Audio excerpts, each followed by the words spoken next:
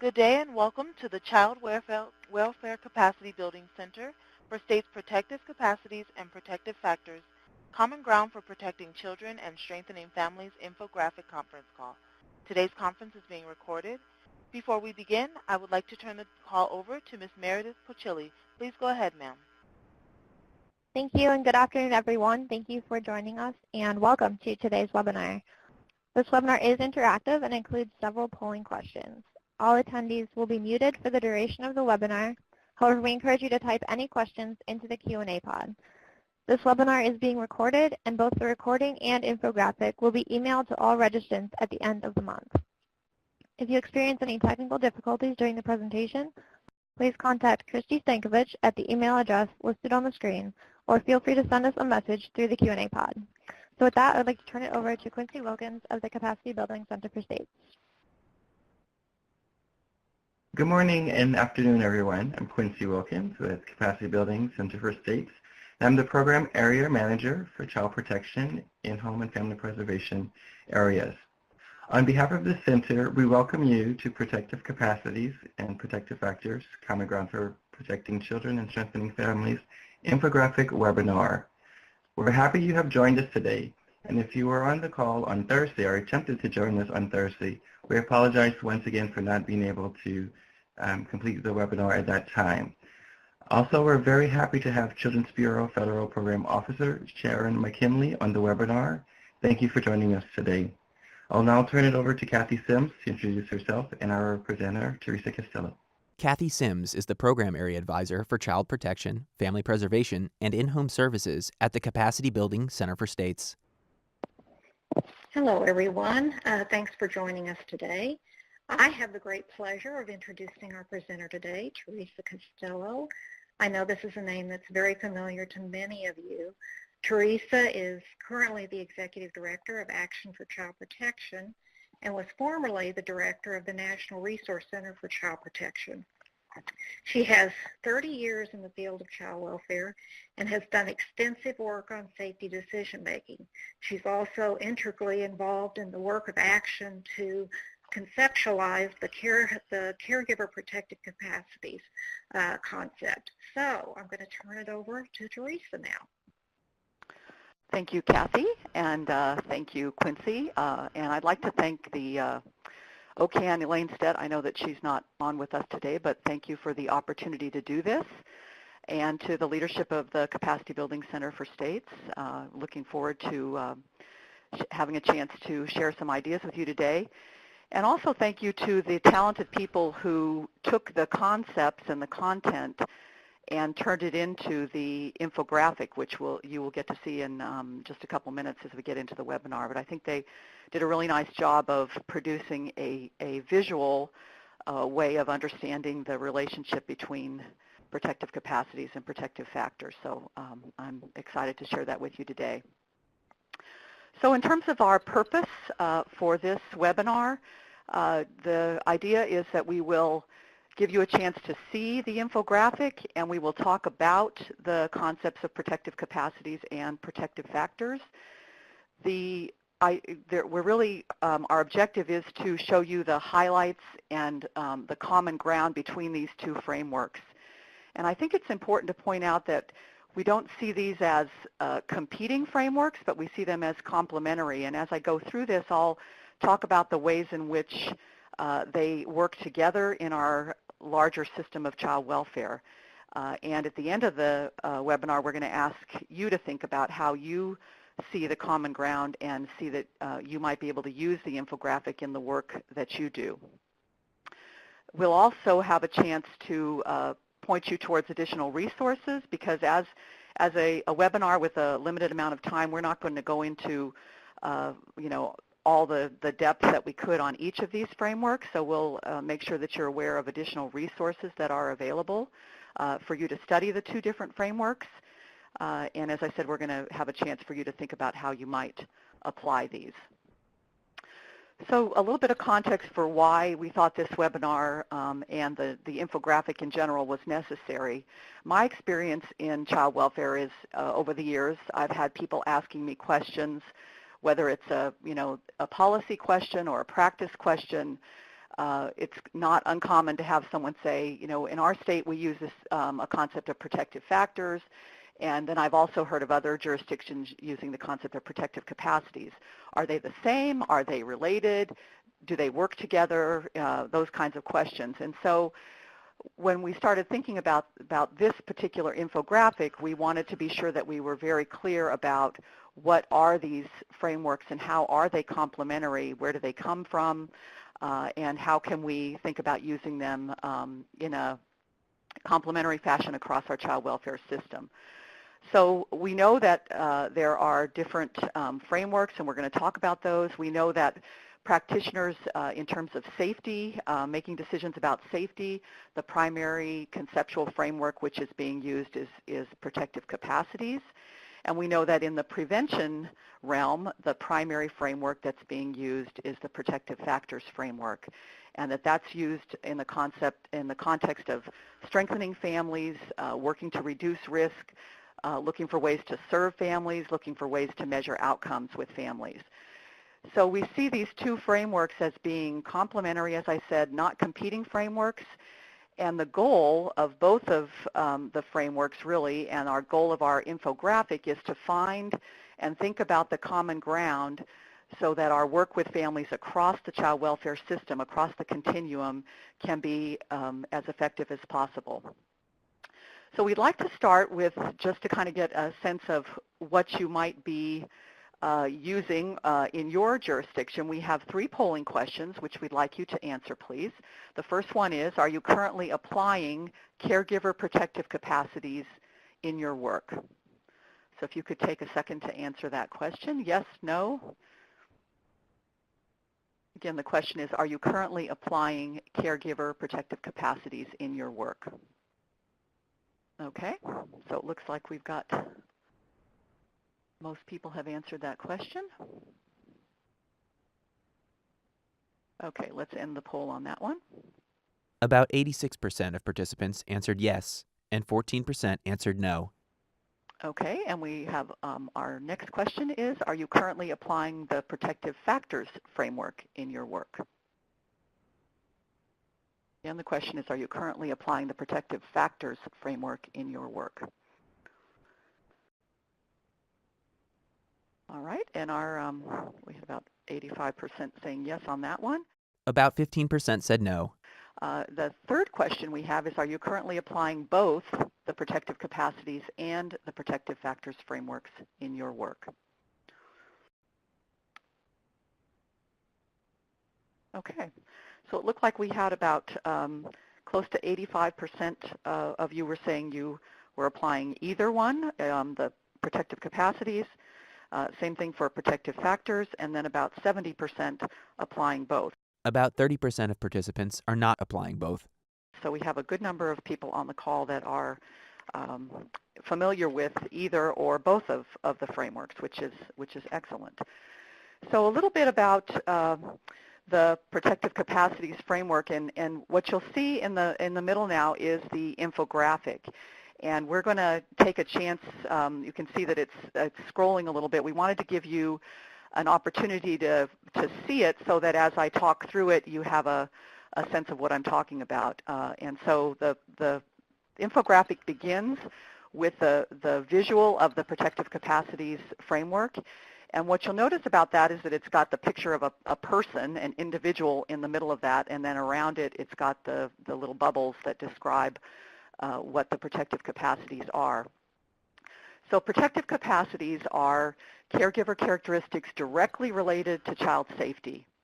And these are characteristics that we know when they're effectively carried out, whether they're behavioral, cognitive, or emotional capacity, they are effective at keeping children safe from harm, protecting them from danger. And in the context of child protection, we think about building protective capacity so that we can reduce risk. So there's a relationship between the reduction of risk and the system's focus on building protective capacity by focusing on those individual attributes of the caregivers. The Protective Capacities Framework was developed by my organization, Action for Child Protection, as part of one component of a comprehensive safety practice model called SAFE, which stands for the Safety Assessment and Family Evaluation. And you can see in the picture that we have around the person in the center, we have the behavioral, cognitive, and emotional protective capacities.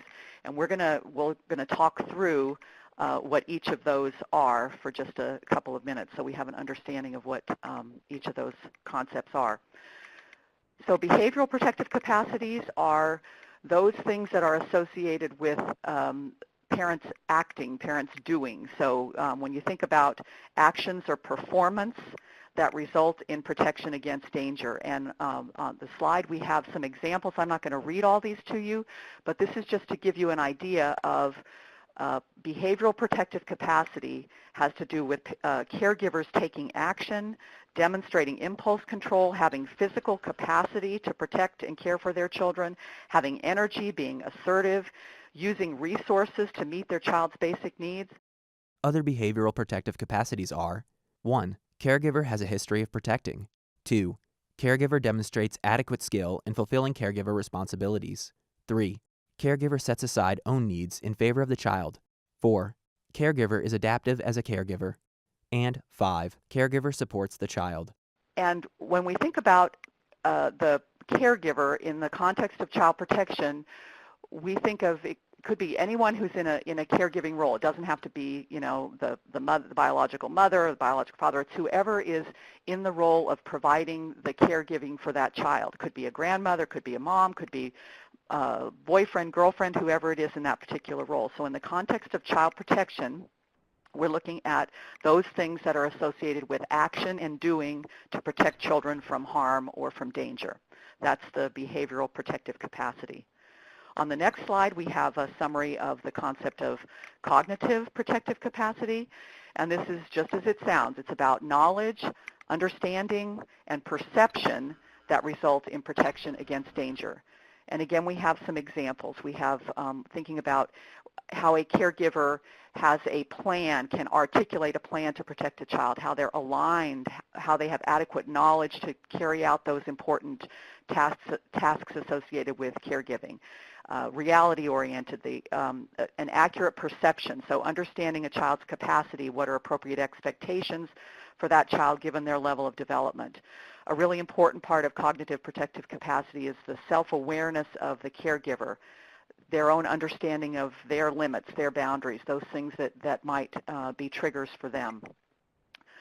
Then the third area of protective capacity is emotional protective capacity. And this, as it says, is the definition: feelings, attitudes, and identification with the child that result in protection against danger. And we give some examples here: resilience, being tolerant, having a strong bond with the child, caregiver who's able to express love, empathy, sensitivity towards the child, understanding the child's feelings and their perspective. Other emotional protective capacities are 1. Caregiver is able to meet own emotional needs. 2. Caregiver is emotionally able to intervene to protect the child. And 3. Caregiver displays concern for the child and the child's experience and intends to emotionally protect them. So those three different categories, as you can see pictured on the infographic, are what come together to represent caregiver protective capacities used in the context of assessing for safety in child protection work. So the slide that says how is the caregiver protective capacities framework used, that's exactly how it is. We're creating a method for child protection staff to evaluate and understand the current capacity that a caregiver has behaviorally, emotionally, and cognitively to protect their child from danger. It begins at the point of an investigation in a child protection case, and it's an important assessment when we're looking at trying to understand how to put together a safety plan for a child. If we've determined that a child is unsafe, we want to understand the degree to which protective capacities exist or don't exist in that family as a way of figuring out if it's possible to have an in-home safety plan, if it's going to be necessary to have an out-of-home safety plan. And our work on protective capacities doesn't stop at the point of safety planning. It continues as the case goes on into ongoing services. Then the focus, the protective capacities focus, is then on how do we help to enhance those capacities which are lacking, so that it becomes a case plan focus, looking at how to change those protective capacities to enhance them so that the caregiver will be able to provide for safety on an ongoing basis. So the outcome, we hope, is the successful enhancement of caregiver protective capacities as a result of our work with families through the Child Protective Services process. We enhance protective capacities so that we can have children safely with their caregivers in the long run. So there's different ways that jurisdictions use and have operationalized the protective capacities, and we can give you, offline some additional information about that. Florida, for example, is currently in the process of using a protective capacities framework, and they have scaled the protective capacities as a way of measuring progress in working with them. But the framework itself is the key piece to here. So the most important thing about the protective capacities is thinking about its knowing, feeling, and doing, those things that are very much action-oriented to keep children safe or protected from danger. And again, you can see on the infographic how that's represented. There are additional resources on the Child Welfare Information Gateway. You can find more information about the protective capacities concepts, also on Action for Child Protection website if you're interested in looking at some more of those. So moving on to our protective factors framework. So the protective factors, and you can see they're scrolling up so you can see the visual representation of these factors. But protective factors are conditions or attributes of individuals, families, communities, or the larger society that reduce risk and promote the healthy development and well-being of children and families today and in the future. These factors help ensure that children and youth function well at home, in school, at work, in the community, and not only, as we said today, but into adulthood. Protective factors also serve as a buffer. They help parents who might otherwise be at risk of abusing their children to find resources, to find supports, coping strategies that allow them to be effective as parents, even in stressful situations. There are a number of protective factor approaches that are used by various programs, including one developed by the Centers for Disease Control and Prevention, the CDC, the Center for the Study of Social Policy, and the Administration on Children and Families. For the purposes of this webinar and the focus of the infographic, which you're looking at, we're using the protective factors framework that the Children's Bureau uses, which was adapted from the Strengthening Families framework, which was developed by the Center for the Study of Social Policy, with the addition of a sixth factor, nurturing and attachment. So looking at what these six factors are, and again, you can see the pictures that go along with this. The first one, nurturing and attachment, is the emotional tie along with a pattern of positive interaction between the parent and the child that develops over time. For each of these six factors that we've put on here, we've also put a couple of little paragraphs, again, just a small amount of the information that's available, but a little description that tells you about what is the research support for these particular factors, as well as understanding why they're critical. So you can see, related to the nurturing and attachment, that it references the research that shows that babies who receive affection and nurturing are likely to develop into adults, children, teens, and adults who are happy, healthy, have good self-regulation, have good problem-solving skills, shows that they're likely to, later in life, have better grades, have healthier behaviors, positive interaction, and be able to cope with stress later in life. And the picture in the infographic related to nurturing attachment, of course, is this nice picture of a parent holding a child. The second protective factor, parental resilience, having adaptive skills and strategies to persevere in times of crisis. It's the family's ability to openly share positive and negative experiences and mobilize to accept, solve, and manage problems. And the descriptors here that we have are associated with parents who can cope with stress, everyday life, those things that come up that they're challenged with, bouncing back, knowing how to seek help in times of trouble, looking at the life's ups and downs, helping children learn critical self-regulation. What you'll notice about these in the descriptors, we're not trying to make a crosswalk per se with the protective capacities and the protective factors, but if you read about these in depth, you'll see that there is an obvious relationship and similarity between some of the concepts in both of the frameworks. So for example, in this one, you can clearly see things that are very similar to the emotional protective capacity that we looked at in the protective capacities framework. But you can also see a relationship to behavioral protective capacity, because this is about doing, it's about mobilizing, solving, managing, those things that would be evident in a parent who has the behavioral protective capacity to keep their children safe.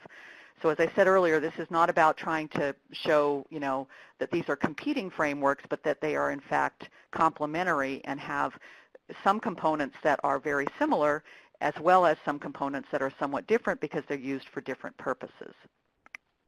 And so on this one, the picture we have for parental resilience, which I love, is it looks like a parent juggling lots of different things, which we know as parents is that's a way what you have to do. Okay, our next factor, social connections. Network of positive friends, family, neighbors, schools, social institutions which provide practical and emotional support. And this is the picture, when I think about this protective factor, I think about the village. This is the village that we know it takes to raise children successfully. We have some examples here. So we have, the network of supportive friends, family, neighbors, that are there to help out when we need it. It's from things as simple as, rides, transportation, childcare when necessary, those kinds of things. And very importantly, these are the kinds of factors and influences that help to prevent isolation, which we know is can be a risk factor when families are isolated from those kind of social supports and connections. An illustration shows a home connected to pictures of family, neighbors, school, and other community resources. The next protective factor we have is concrete support in times of need. And here we have the definition, access to tangible goods and services to help families cope with stress, particularly in times of crisis or intensified need. And here in the description, those kind of basic things, food, clothing, housing, and transportation. And we know that when we are successful at meeting those, that if we can meet people's basic needs in terms of survival, that's going to help them to have the energy and the time to be able to devote to child safety and well-being. The picture we have here for this protective factor is the hand with the food, clothing, and shelter pictured in it. The next protective factor, number 5, knowledge of parenting and child development. And this one, our definition, understanding and utilizing effective child management techniques and having age-appropriate expectations for children and use abilities.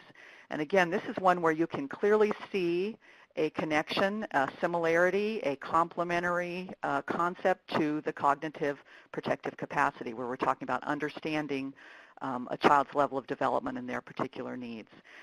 And the description here that again gives support for this protective factor is that if this capacity is present, we know we'll have parents who understand child development and can interact with their children in ways that are respectful, that show effective communication. They'll exhibit consistent rules and expectations. They'll have appropriate limits. They'll do things that promote independence for a child appropriate to their age and capacity. And what we're trying to avoid, the lack of that, is that the parent who may not understand those types of things may have more likely to have use harsh or inappropriate discipline.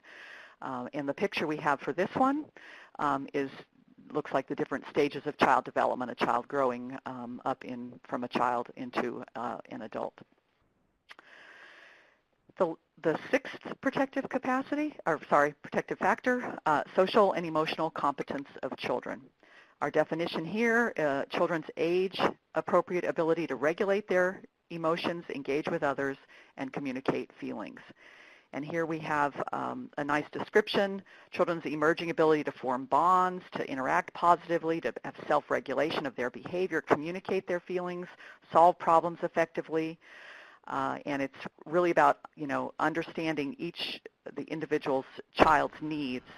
And you'll see a note here at the bottom within the ACYF conceptual model. These are referred to as individual level protective factors. There's, as I mentioned earlier, there's a great deal of information. I'll give you a reference to a guide at the end that goes into much more detail about each of these different levels if you're interested in looking more at those. And here our picture for this particular protective factor is the picture of the children playing.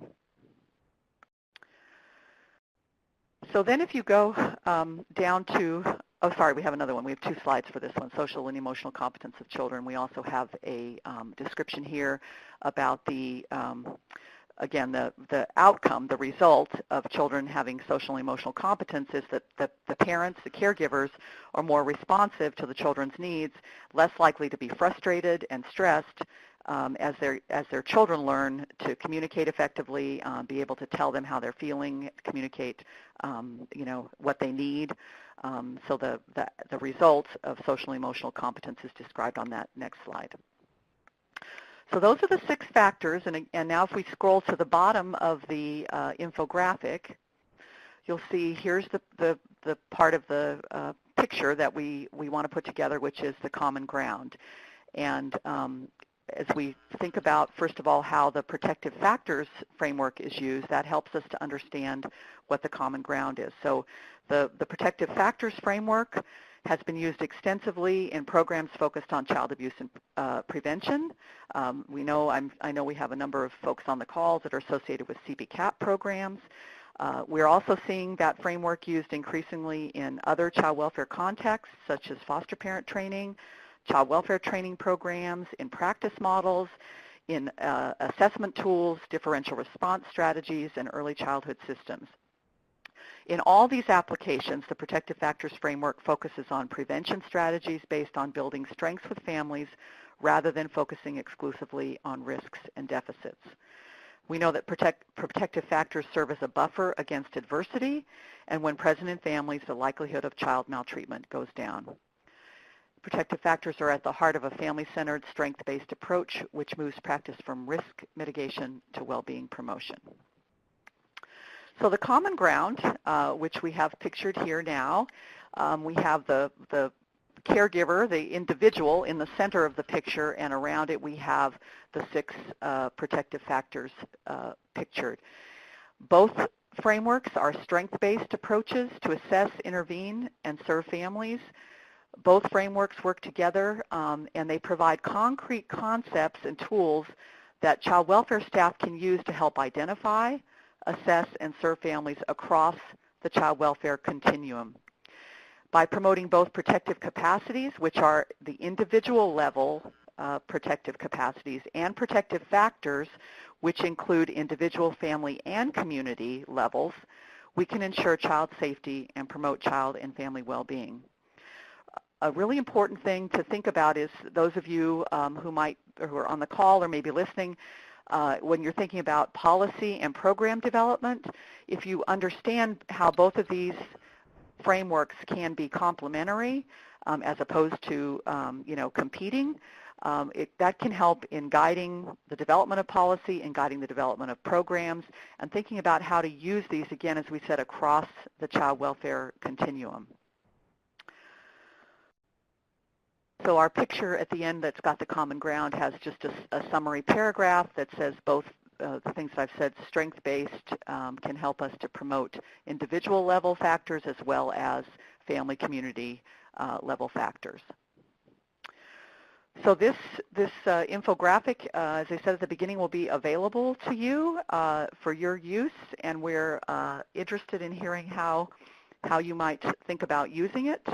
I also wanted to make sure that there's a couple of resources. We're going to ask you a couple questions here in a second, but I wanted to make sure that everyone was aware. There's a great document called Building Community, Building Hope, the 2016 Prevention Resource Guide that's available on the Information Gateway. I encourage you to get that. It has a lot of in-depth information about the protective factors, much more than what I've described here. If you want additional information about protective capacities frameworks, again, as I mentioned, you can get that through the Action website or also on the Child Welfare Information Gateway website. Access more information through the Capacity Building Center for States at https://capacity.childwelfare.gov/states and the Child Welfare Information Gateway at https://www.childwelfare.gov. And then I also want to mention the Friends National Center for Community-Based Child Abuse Prevention. Their website has tremendous information as well, in-depth information, of course, about the Protective Factors Survey. So if that's another source of information that you might want to look for. Okay, so we have a couple of questions we'd like you to respond to, or give you an opportunity to see if you have any questions about the frameworks or the common ground. And also just want to let you know you can actually scroll through the infographic on your own now on the screen. You should have the ability to move it up and down if you'd like to look at it as we do this. So I see some in the question about how you envision using the infographic in your work, provide it to my coworkers and prevention staff in my agency and community. Having trouble making this scroll slowly so I can read it. Okay, there we go. Provide it to my teammates as well as using it to help my families understand what I'm looking for.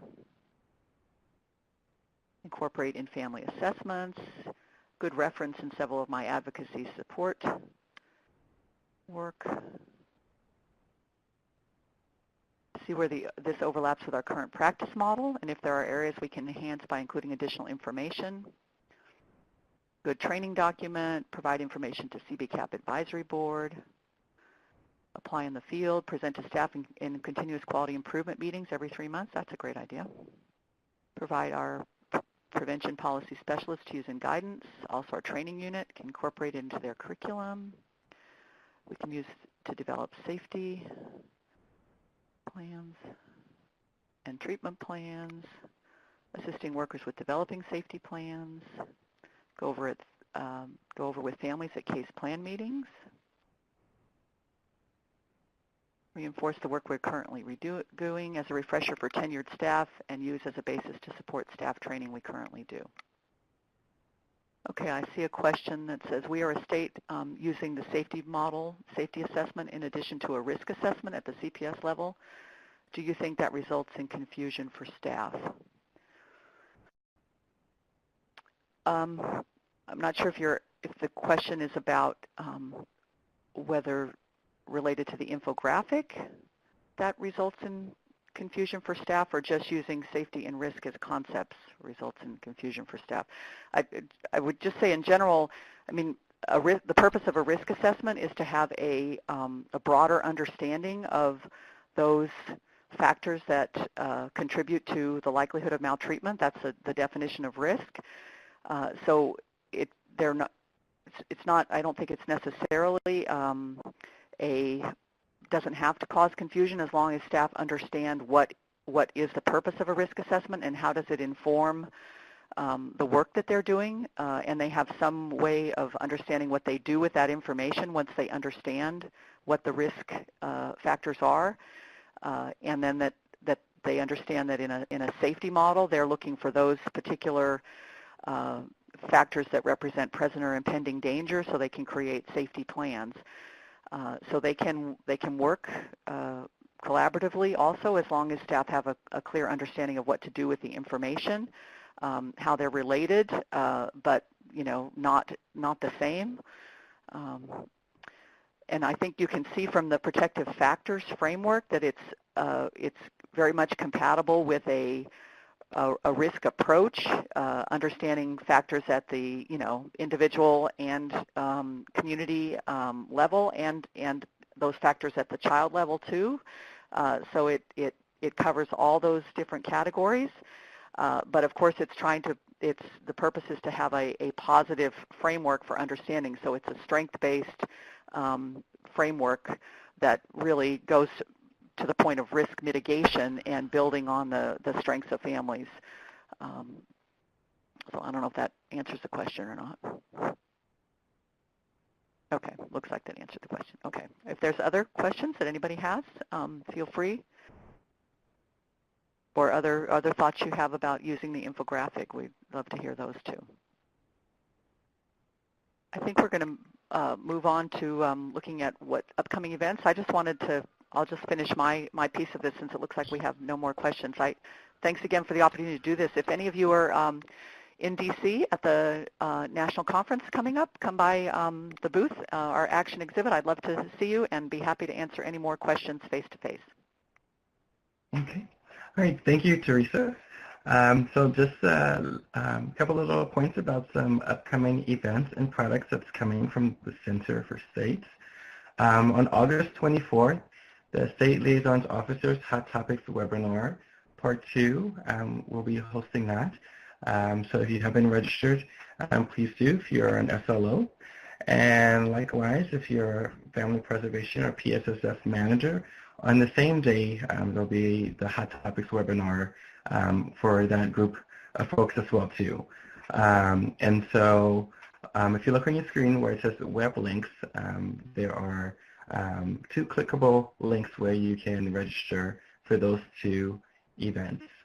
Also on August 29th through the 30th is the SLO and CJA grantee meeting. If any of you are a part of those, we'll be there and looking forward to seeing you there, as well as the NCANS conference, which follows the grantee meetings. Also, regarding the protective capacities and protective factors infographic, we will be emailing the infographic to all the registrants, as well as a link for the infographic. You know, that question came up, I believe, in the Q&A. So we'll be sending that out to all of you at the end of this month. And then also with a copy of this recording. So you'll have all of that in one nice, neat email. And once the infographic is available the link is available, I'll also put it on the listserv, so you guys can pass that along too for other folks to have access to it.